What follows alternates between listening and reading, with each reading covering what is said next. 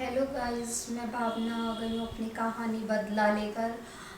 Revenge, जिसका आपने last episode में इतना सुना था ना, वरुण उसको प्रीति को छोड़ के आ जाता है। प्रीति के ट्रांसफ़र नैनीताल हो जाती है तो वो मुरादाबाद लौट आता है उसको छोड़ के। वो गेस्ट हाउस में अकेले ही रहती है और बैंक के लिए रेडी होके निकलती है।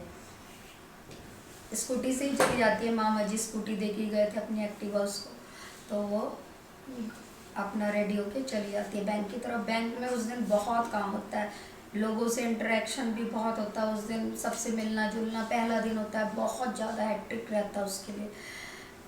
काम और फाइलें देखते हुए, लोगों से मिलते हुए, बातचीत करते हुए अपने बैंक वालों से रात के 9 बज जाता है उस लड़की को, प्रीति को। अब घर में वरुण भी नहीं था, गेस्ट हाउस में अकेली थी। अब अकेले जाना था, अलग जगह थी, अनजान लोग थे। तो वो, बल्कि अतुल उसको बोलता भी है। वहाँ पे कुछ लोगों से इसकी अच्छी जान पहचान हो जाती है, बैंक में जो एम्प्लॉय होते हैं उसके। तो वो बोलते हैं मैम, हम आपके लिए रेंटल हाउस जो है वो भी सर्च करेंगे और आपके लिए अच्छा मकान हम ढूंढ देंगे। विनी और अतुल काफ़ी अच्छी जमती है मैम के साथ ना बातचीत उनकी। तो वो कहती है कि तुम दोनों मेरे लिए अच्छा सा कोई मकान सर्च कर दो जो बैंक के पास हो। तो विनी बोलती है कि मैम, मैं अपने हस्बैंड के साथ अकेले ही रहती हूँ, यहाँ बैंक के पास ही मेरा घर है।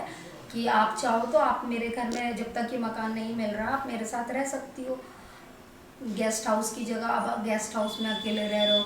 तो बोलती कि नहीं, तो मेरे लिए मकान सर्च कर दो और मेरे को कोई दिक्कत नहीं, मैं आराम से रह रही हूँ वहाँ पे। और जब तक मकान नहीं मिल जाता 1 हफ्ते के अंदर, और लास्ट मतलब नेक्स्ट वीक मेरे हस्बैंड आएंगे, फिर हम शिफ्ट हो जाएंगे। इतना तुम 1 हफ्ते में ढूंढ देना मेरे लिए रूम वगैरह। तो अतुल कहता है मैं भी ढूंढूंगा, और विनी भी बोलती है। फिर वो बोलते हुए मैम आपके साथ आपको ड्रॉप कर दे, वहाँ तक चले जाएं। वो बोलती नहीं, मेरे पास तो स्कूटी है, मैं अकेले चली जाऊंगी, मुझे रास्ता पता है। 9:15 9:30 का समय होता है गाइस, वो लॉटरी होती है वहाँ से। और वही पहाड़ी वाला एरिया होता है जहाँ वो पिछले जन्म में रीटा थी और उसने सुनील को पहाड़ी से धक्का देके गिराया था। आप 9:15 बज रहे होते हैं और वहाँ से फिर वही रीटा रीटा ऐसी आवाज़ उससे लगती है जैसे कोई रीटा रीटा बोल रहा है। तो वो पीछे घूम के देखते हैं, कोई नहीं दिखाई देता। फिर वो खाई की तरफ ही जाती है वहाँ पर, और खाई की तरफ नीचे झाँक के देख रही है कि यहाँ से आवाज़ आ रही है, रीटा रीटा है कौन। कभी कभी उसके हस्बैंड की भी आवाज़ लग रही होती है उससे, जैसे कि उसका हस्बैंड वरुण उसको आवाज़ दे रहा हो, प्रीति प्रीति, ऐसी आवाज़ भी आ रही थी गाइस उससे। तो वो बड़ी कंफ्यूज होती है, लेकिन वो फिर स्कूटी स्टार्ट करती है और चली जाती है। गेस्ट हाउस पहुंचती है गाइस। वहाँ जाके फिर वो अपने रूम में चली जाती है, खाना वाना खाती है, नीचे रेस्टोरेंट होते हैं। तो वो थोड़ा बहुत खाना खा के फिर सोने के लिए चली जाती है। तो अपनी अलमारी जो वार्डरोब होती है उसमें वो अपने कपड़े वपड़े सेट कर रही होती है जो उसके सूटकेस में थे, और उसे सेट करके ना वो अच्छे से लगा के फिर सो जाती है, क्योंकि अगले दिन फिर बैंक जाना था उसको। तो अब क्या होता है कि थोड़े समय के बाद उसको ऐसा लगता है कि कोई अलमारी को खोल रहा है, जो कि उसने लॉक करी हुई थी। लेकिन वो, उसको ऐसा लगता है कोई अलमारी को हिला रहा है या खोल रहा है। तो कुछ उसके डोर पे भी नॉक करने की आवाज़ आ रही थी, जैसे कोई दरवाज़ा खटखटा रहा है। तो वो उठ के देखती है, तो रात के 1 बजे का समय होता है गाइस। तो वो 1 बजे के समय कहती है कौन दरवाज़ा खटखटा रहा है। लेकिन वो लड़की और अकेली है, तो फिर वो सही नहीं मानती कि खोलूँ दरवाज़ा। फिर वो ऐसे ही लेट जाती है, कहती है खटखटाने दो, मैं नहीं खोलूँगी। डोर बराबर नॉक हो रहा था, जैसे कोई बहुत ज़ोर ज़ोर से दरवाज़ा पीट रहा है। फिर वो पहले वरुण को फ़ोन लगाती है कि अपने हस्बैंड को बताऊं कि यहाँ ऐसा कुछ हो रहा है गेस्ट हाउस में। लेकिन फिर वो सोचती है कि रात के 1 बज रहे हैं, वरुण को कल को अपने होटल भी जाना होगा, क्यों उसे डिस्टर्ब करूँ, क्यों उसे जगाऊँ, परेशान करूँ। वो उस पर ध्यान नहीं देती और सोने की कोशिश करती है, लेकिन दरवाज़ा बराबर खटखटा रहा होता, कोई नॉक कर रहा होता है। परेशान हो जाती है, इरिटेशन होता है बहुत ज़्यादा उसे। फिर वो दरवाज़ा खोल के देखती है, एकदम से अपने रूम का दरवाज़ा खोलती है, लॉबी की तरफ वो देखती है, तो उसे कोई दिखाई दे नहीं रहा होता है। कहती है कि कोई हो सकता है, वैसे ही कोई जानवर हो या कोई हो, ऐसे खटखटा रहा हो, धक्का दे रहा हो, क्या हो, बिल्ली बिल्ली हो कोई। तो ऐसा वो समझती, बंदर बिल्ली कोई ऐसा ही होगा जो ऐसा कर रहा होगा। देखती भी है झाँक के बाहर, तक कोई दिखाई देता नहीं है।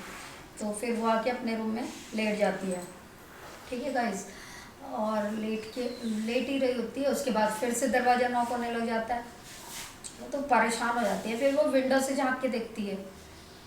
विंडो से उसे जो सामने का पार्किंग एरिया होता है ना, वो दिखता था उसके रूम से ना।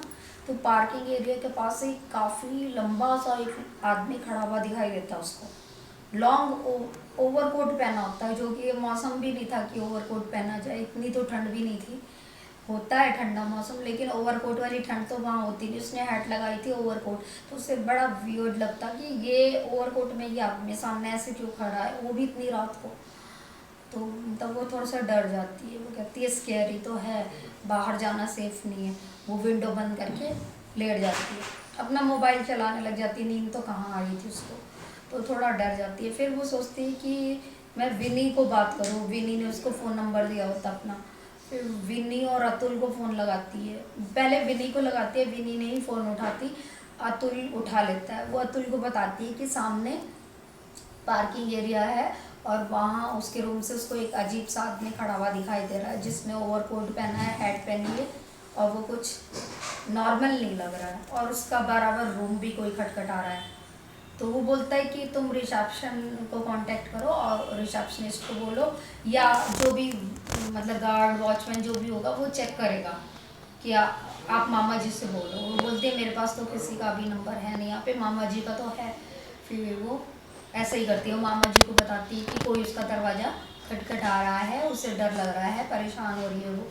तो मामा जी फिर एक गार्ड को फ़ोन करते हैं, अपने गेस्ट हाउस वाले। वो बोलते हैं कि तू जा और ऊपर चेक कर कि बहू हमारी है और वो परेशान हो रही है, अकेली है, और कोई उसको नॉक कर रहा है उसके दरवाजे को। तो गार्ड जाता है, चेक करता है अच्छे से, वहाँ उसे आसपास कोई भी नहीं दिखाई देता। वो जो आदमी उसको दिखाई दे रहा था, जो वो भी गार्ड को नहीं दिखाई देता। फिर मामा जी का फ़ोन आता है, कहते हैं बेटी कि यहाँ तो कोई नहीं है, और वैसे ही कुछ हुआ होगा कि गार्ड ने अच्छे से सब जगह चेक कर लिया, कोई नहीं है। नीचे के रूम्स में लोग रह रहे हैं, तुम चाहो तो नीचे शिफ्ट हो जाओ। तो वो बोलती है हाँ मैं कल देखूँगी नीचे शिफ्ट होने की, अब इतनी रात में तो नहीं मैं करूँगी।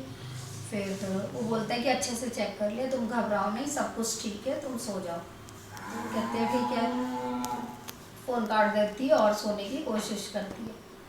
उसे पूरी रात गाइस नींद नहीं आती, और अब अगले दिन उसको बैंक फिर जाना था और काम भी बहुत होता है उसको। तो फिर वो सोने की कोशिश करती है, नींद तो उसको नहीं आती। 3 साढ़े 3 बजे सुबह के समय उसकी आंख लगती है बेचारी की, कुछ घंटे सोती है। उसके बाद फिर अपना ऑफिस के लिए तैयारी करती है, अपने बैंक जाने की, और स्कूटी लेके निकल पड़ती है ऑफिस के लिए। फिर वो ऑफिस में मिलती है विनी और अतुल से, सारी बातें बताती है कि उसे रात भर बहुत डर लगा, और ऐसे ऐसे उसने एक अजीब आदमी को देखा जो ओवरकोट और हैट पहन के उसके सामने ही पार्किंग में खड़ा था रूम के सामने। तो वो उससे डर रही थी, और रीटा रीटा और इस तरह की आवाज़ उसे खाई से आ रही थी, वो भी बताती।